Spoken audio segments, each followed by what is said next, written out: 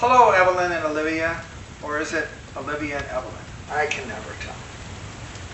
In any case, it's Christmas Eve, and I want to take a chance to read you this story.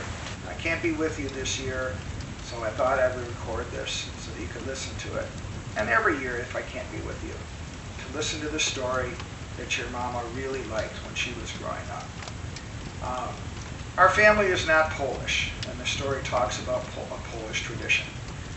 We're Italian and Irish, but the story was so funny to the children, your mother, your Uncle Steve, your Uncle Keenan.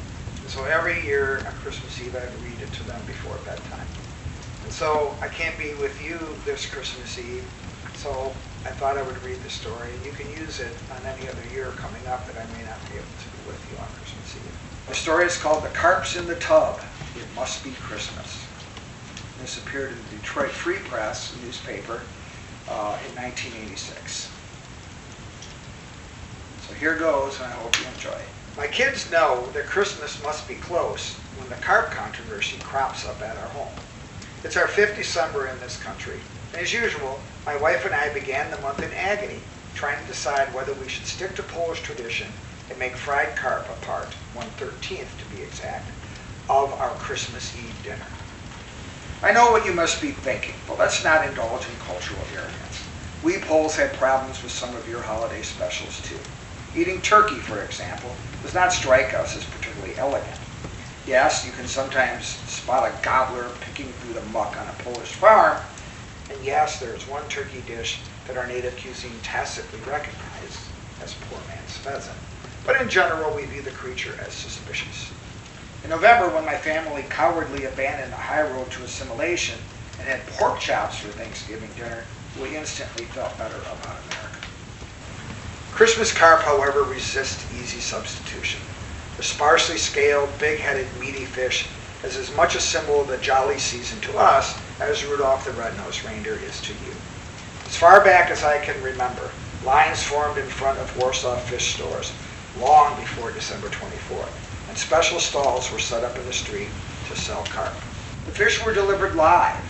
As a kid, I loved to watch the black hulks cruising in the water tanks, thrashing on the metal counter as the saleswoman tried to put them on the scale, and putting up a gallant resistance to her attempts to wrap them up in old newspaper.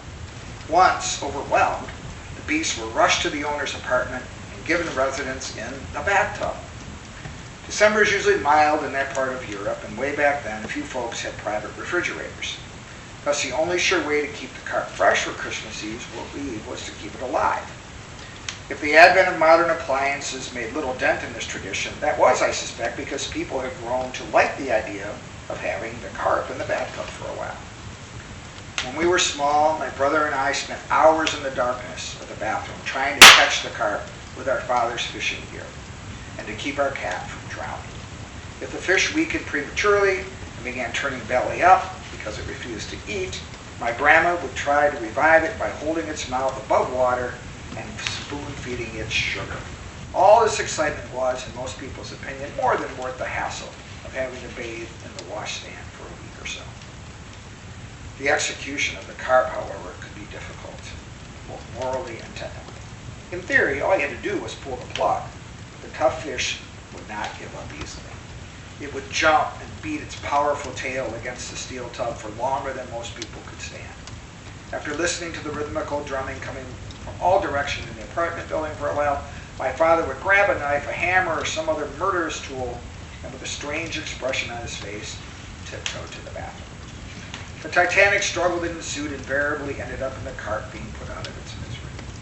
My mother had to work long into the night to clean the walls of blood, sweat, hair, and scales. When my wife, our daughter, and I were leaving Poland for good in that sad December of 1982, 2 days before Christmas, the best joke making the rounds in Warsaw was about this little old grandma who approaches the ZOMO, the Polish military regime's notorious anti-riot police, on the street. "You officers, the regular police, or the ZOMO?" she asks. "The ZOMO," comes the stern answer. The old lady flashes a radiant smile. "Wonderful. Would you then be so kind as to come and kill my carp?" These days, I wouldn't anticipate having much of a problem getting my carp slain here in Detroit. The fish we intend to have for Christmas and the species that dwell at the bottom of the River Rouge are not exactly the same. In Poland, carp are bred in special ponds. They are fed like hogs and taste better than most wild fish. They're also quite expensive. Aware of those differences, I've been leaning toward incorporating some respectable local fish such as salmon or brown trout into our Christmas Eve dinner. But trying to convince my wife to make a change in the holiday tradition is like trying to convict John DeLorean of anything. Each December, my wife embarks on a hopeless trek to find edible carp in North America. She visits shoddy outfits in Hamtramck that sell carp allegedly imported from some mysterious carp farm in Canada. She makes strenuous mental efforts to believe that when some unsavory type tells her that his outrageously priced carp has been delivered by air directly from Poland.